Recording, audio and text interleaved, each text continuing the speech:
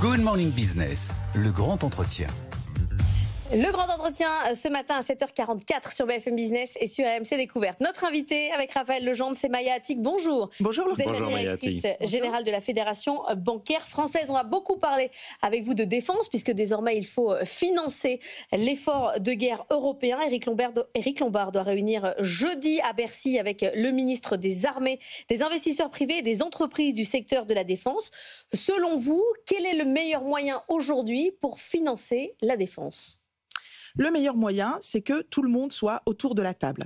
Finalement, aujourd'hui, ce qu'on voit, c'est qu'il y a un circuit entre la commande d'État. L'État va commander du matériel à des industriels. Les grands industriels devront commander à leurs sous-traitants, qui ont eux-mêmes des sous-traitants. Et puis, à la fin, le dernier sous-traitant, s'il n'a pas assez d'argent, il faut qu'il puisse trouver à se financer, soit à renforcer des fonds propres, à ouvrir son capital. C'est là où, en général, ça coince. Alors, quand il y a des difficultés, sur 4000 entreprises de la base industrielle et technologique de défense, il y en a une dizaine, une vingtaine qui ont relevé des difficultés au ministère de la Défense. Et ces difficultés, c'est généralement des problèmes de fonds propres, tout en bout de chaîne. Et donc, pas plus de 20, ça c'est important le chiffre que vous nous donnez ce matin, il n'y a pas plus d'une vingtaine de petites PME aujourd'hui, donc, sur les 4000 entreprises qui accusent des problèmes. Alors, il y a une vingtaine qui ont remonté des difficultés au ministère de la Défense. D'accord. Il y en a peut-être qui ne se sont pas déclarées, mais elles savent à qui s'adresser au sein de l'État.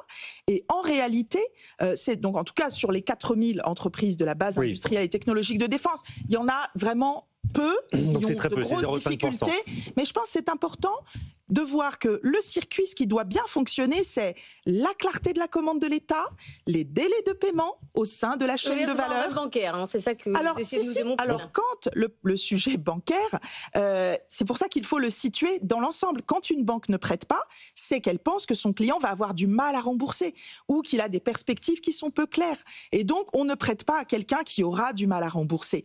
Et donc, les situations qui se sont présentées, c'était souvent des difficultés financières.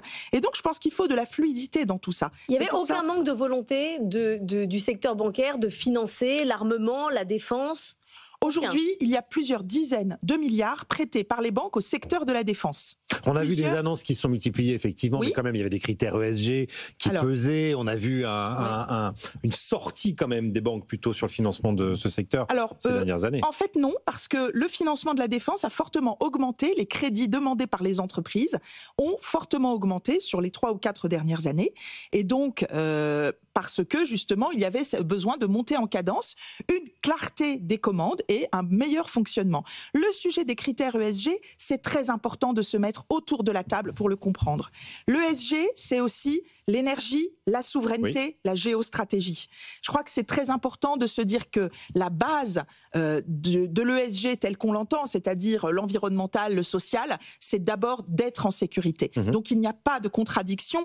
Et d'ailleurs, il y en a eu. Ça veut dire qu'il faut changer la vision de l'ESG. Il faut changer. D'ailleurs, on l'a demandé aux autorités européennes quand effectivement des industriels étaient venus nous voir en nous disant mais écoutez, il y a des critères financiers qui contraignent. Ils sont venus nous voir il y a 4 ans déjà. En fait, on est allé ensemble auprès des autorités européennes pour signaler les difficultés qui se posaient pour quelques textes, la taxonomie, les critères ESG de certains écolabels, etc. Donc on a soulevé ce problème côté bancaire. Et vous avez été entendu ? On a été entendu en partie.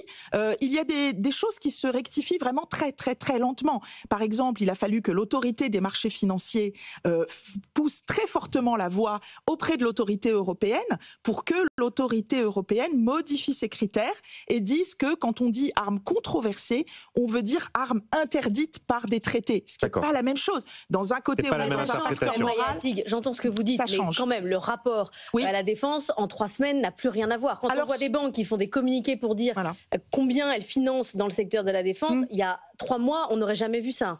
Vous avez raison sur un point, qui est qu'aujourd'hui, nous en parlons plus ouvertement.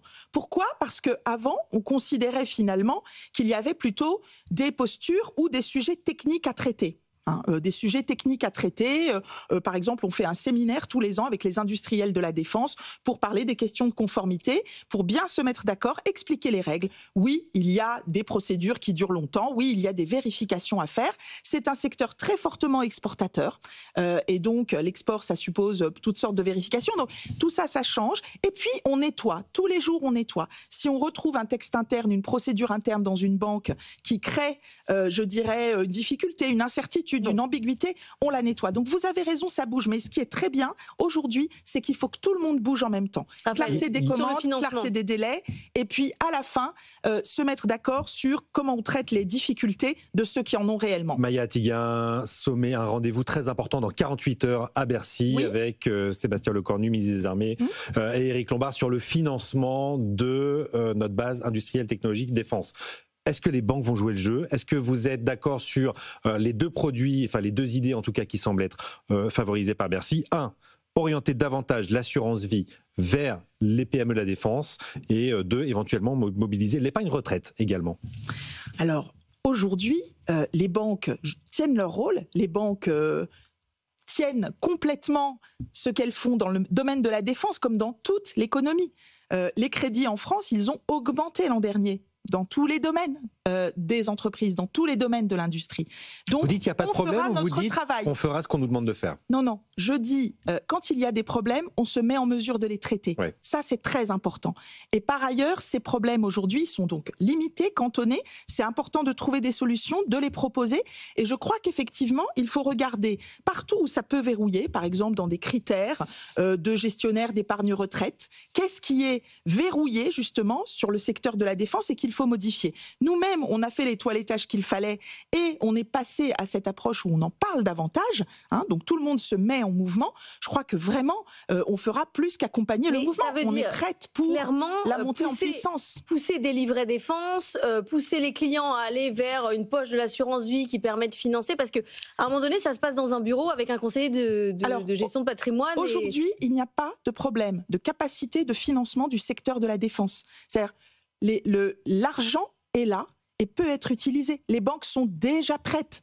Donc c'est beaucoup de communication politique qu'on a entendu finalement ces dernières semaines. Mais sur le financement privé, le volet financement privé, vous dites-vous, il n'y a pas de problème en France. L'argent est là. L'argent est là. Donc collecter davantage, ça se fait sur des poches très particulières. Ce sont les gens, les personnes, donc généralement très aisées. C'est pas la collecte. Oui, mais c'est les gens qui, au-delà de montants quand même relativement élevés, pourront prendre davantage de risques pour notamment ces PME en bout de chaîne et pour des prêts sur des fonds propres pour des PME en bout de chaîne. Et donc, les sujets de nouvelles collectes ou de nouveaux fléchages, ça se pose pour une partie très particulière. Dans la masse, les banques sont aujourd'hui prêtes à financer massivement et elles le font déjà.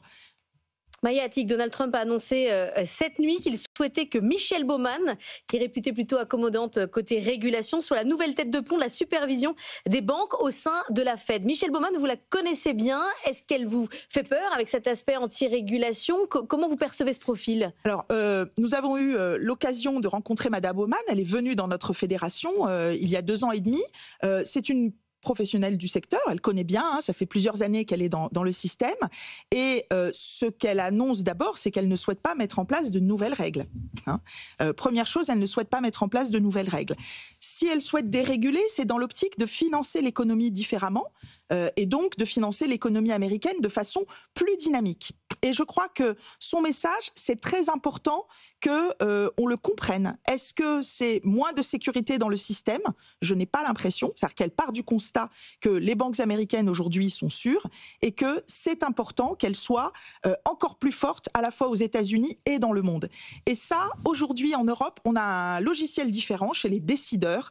Les décideurs européens dans le domaine de la régulation bancaire, ils fonctionnent de façon très différente. Ils sont beaucoup moins exposés publiquement que ne peuvent l'être les superviseurs américains. Et vous n'avez pas l'impression que ça va se poursuivre, la déréglementation bancaire américaine? Alors, pour vous, c'est pas un mouvement? Pour commencer, c'est déjà un début de nouvelle réglementation. La grosse différence, c'est que aux États-Unis, on n'a pas tout le temps des nouvelles règles qui augmentent le capital des banques et donc qui diminuent la capacité à financer l'économie. Quand on est en Europe, tous les ans, vous avez des dizaines de milliards qui sont restockés dans les banques, qui ne peuvent pas être mobilisés immédiatement. Parfois, on nous dit, oui, mais un jour, on baissera, et puis vous pourrez remobiliser, refaire des crédits, etc. C'est pas tout à fait vrai.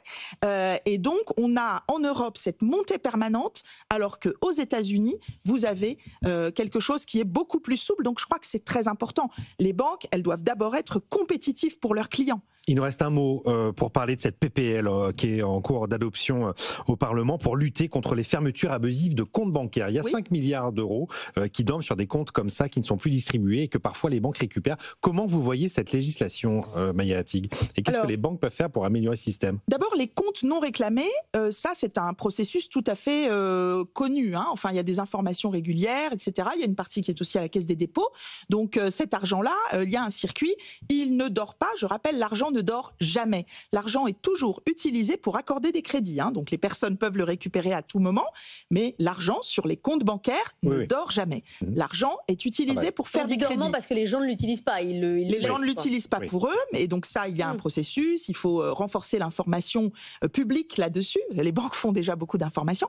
Et puis, vous avez le sujet des refus ou des fermetures de comptes bancaires qui sont le plus souvent liées à l'absence de remise par les clients des documents qui leur sont demandés. Il faut savoir que parmi les choses qu'on nous demande en Europe, c'est que les clients fournissent beaucoup de documents, beaucoup d'informations, notamment le personnel. Notamment le personnel politique. Et donc, parfois, les gens ne comprennent pas, n'écoutent pas, ne répondent pas. Donc, je les appelle quand, dans cette chaîne, à répondre et à renvoyer les documents. Voilà, c'est comme ça. Hein.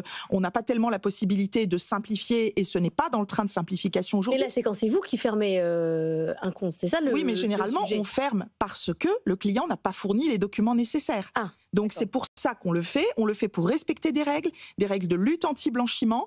Et en réalité, chaque fois qu'on contraint ça, on ouvre une nouvelle brèche dans la lutte anti-blanchiment. Donc c'est assez grave. Est-ce qu'il y a plus de règles pour fermer, donc plus de règles pour ouvrir ? Est-ce que c'est ça ? Je peux vous dire oui. Oui, d'accord. Donc plus de règles. C'est toujours la même règle. Merci beaucoup, Maya Attig, d'être venue ce matin dans la matinale. Merci Raphaël Legendre. Merci Laure Closier.